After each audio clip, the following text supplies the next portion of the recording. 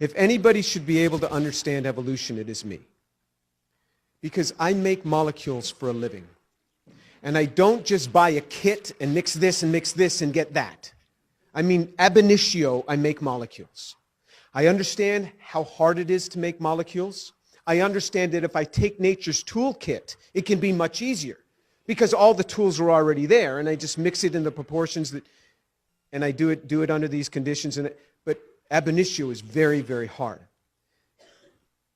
I don't understand evolution, and I will confess that to you. Is it okay for me to say that I don't understand this? Is that all right?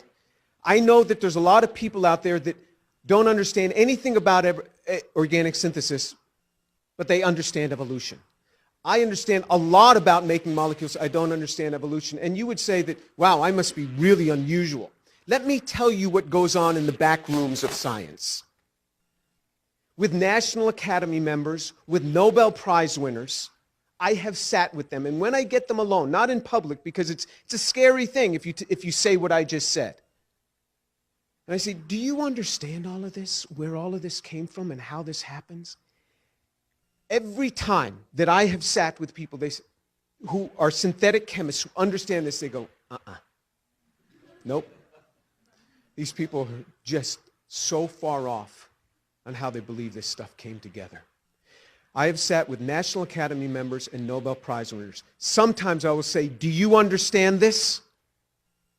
And if they're afraid to say yes, they say nothing. They just stare at me because they can't sincerely do it. I was once brought in by the dean of the department once, and many years ago, and he was a chemist, and he was kind of concerned about some things. I said, let me ask you something. You're a chemist. Do you understand this? How do you get DNA without a cell membrane? And how do you get a cell membrane without a DNA? And how does all this come together from this? He said, Jim, we have no idea. We have no idea. I said, isn't it interesting that you, the dean of science, and I, the chemistry professor, can talk about this quietly in your office, but we can't go out there and talk about this? If you understand evolution, I am fine with that. I'm not going to try to change you, not at all. In fact, I wish I had the understanding that you have. But about 7 or 8 years ago, I posted on my website that I don't understand. And I said, I will buy lunch for anyone that will sit with me and explain to me evolution, and I won't argue with you until I don't understand something. I will ask you to clarify. But you can't wave by and say, this enzyme does that. You got to get down in the details of where molecules are built for me. Nobody has come forth. The Atheist Society contacted me. The Atheist Society contacted me. They said that they will buy the lunch. And they challenged the Atheist Society, go down to Houston, have lunch with this guy, and talk to him. Nobody's come. Now remember, because I'm just going to ask when I stop understanding what you're talking about, I will ask.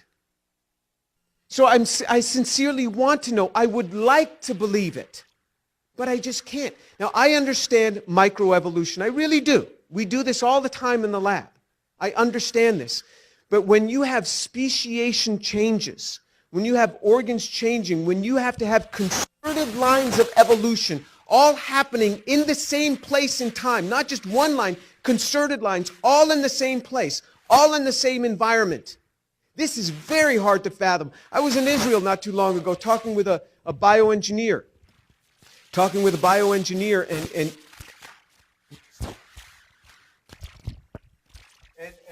he was describing to me the ear.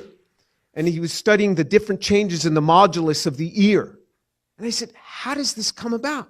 He says, oh, Jim, we all believe in evolution, but we have no idea how it happened. There's a good Jewish professor for you. I mean, that's what it is. So that's where I am. Have I answered the question?